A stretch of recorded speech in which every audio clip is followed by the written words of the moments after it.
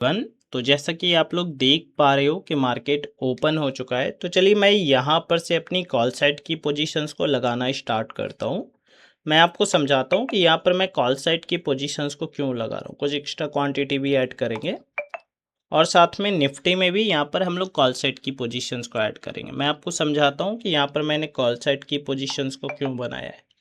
ठीक है, तो यहाँ पर हमने अपनी कॉल साइड की पोजीशंस को लगा लिया है। तो चलिए मैं आपको समझाता हूँ कि आज के दिन हमने यहाँ पर कॉल साइड की पोजीशंस को क्यों लगाया। जस्ट वेट कीजिएगा, मैं आपको समझाने को ट्राई करता हूँ।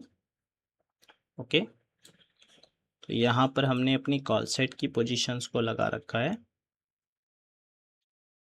ठीक है, तो यहाँ पर हमने अपनी कॉल साइड की पोजीशंस को लगा रखा है। चलने देते हैं मार्केट को। अगर आप देखोगे तो यहाँ पर थोड़ा बहुत प्रॉफिट थोड़ा बहुत लॉस देखने को मिल रहा है। ठीक है, चलने देते हैं, उसके बाद मैं आपको समझाता हूँ कि यहाँ पर हमने कॉल साइड की पोजीशंस को क्यों लगाया। पहली बात तो ये है कि मैंने एक आपको ट्रू ब्रेकआउट का कॉन्सेप्ट समझा रखा है। मैंने बोला कि बैंक निफ्टी और निफ्टी दो इंडेक्स हैं, एक किसी साइकोलॉजिकल नंबर का ब्रेक डाउन करे, क्लोजिंग प्राइस का ब्रेक डाउन करे या सपोर्ट एंड रेजिस्टेंस का ब्रेक डाउन करे, एक इन्हीं सब नंबर्स को होल्ड कर जाए। जो होल्ड करेगा वो उस दिशा में रह जाएगा, चाहे वो पॉजिटिव हो चाहे वो नेगेटिव हो, और जो ब्रेक डाउन या ब्रेकआउट कर रहा होगा वो फेलियर में कन्वर्ट होगा। तो यहाँ पर आप देखोगे तो यहाँ पर क्या देखने को मिला, मार्केट में 55,000 का ब्रेक डाउन हो गया। निफ्टी में देखेंगे तो निफ्टी में भी जस्ट एग्जैक्ट आपको साइकोलॉजिकल नंबर डाउन साइड देखने को मिल रहा है 25,000 का, जिसे मार्केट क्या कर रहा है, होल्ड कर रहा है। मतलब क्या है कि ये पॉजिटिव रहेगा और ये जो ब्रेक डाउन करके बैठा हुआ है वो फेलियर में कन्वर्ट हो जाएगा। ठीक है, चलने देते हैं मार्केट को। ठीक है, साथ में देखोगे तो यहाँ पर आप क्या समझ पाओगे, तो मार्केट में यहाँ पर अगर मैं चार्ट को समझाने को ट्राई करूँ, जैसा कि मैं आपको बार बार बोलता हूँ कि देखो, मैं एसएल हंटिंग करने से पहले 1 से 2 दिन पीछे के चार्ट को जरूर से एनालिसिस करने को ट्राई करता हूँ। तो यहाँ पर बायर्स आए, मार्केट ने बायर्स को निकाला।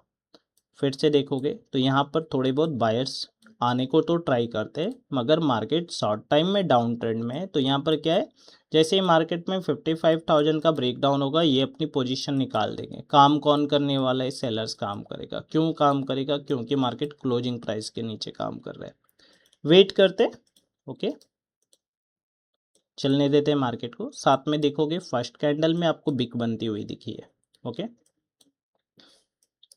यहाँ पर जो सबसे इम्पॉर्टेंट बात ये होगी कि आपका जो प्रॉफिट होगा वो फिक्स होगा, क्योंकि मार्केट अभी शॉर्ट टाइम में डाउन ट्रेंड में, इस बात को आप ध्यान में रखिएगा। यहाँ पर जो प्रॉफिट होने वाला है वो फिक्स होने वाला है आपका। वेट करते हैं, चलिंग के कॉन्सेप्ट से ही ज्वाइन करता हूँ, बट मैंने यहाँ पर नाम डिफरेंस दे रखे हैं, मगर ये सभी के पीछे का लॉजिक होता है। जैसे कि मैं आपको समझाता हूँ कि मान लो कि दो इंडेक्स है जो पैरेलल चलते हैं। ठीक है, अब एक ब्रेक डाउन कर दिया है और एक थोड़ा पॉजिटिव होकर के बैठा हुआ है।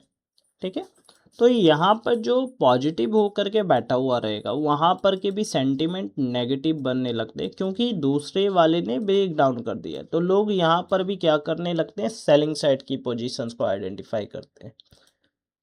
तो चलिए मैं यहाँ पर से अपनी पोजीशंस को निकाल रहा हूँ। यहाँ पर हमें काफ़ी अच्छा ऑलरेडी प्रॉफिट दिख चुका है, निफ्टी भी हमें काफ़ी अच्छा प्रॉफिट दिखा चुका है। तो यहाँ पर हमने अपनी पोजीशंस को निकाल लिया है। तो चलिए मैं आपको समझाता हूँ कि यहाँ पर हमने कॉल साइड की पोजीशंस को क्यों बनाया।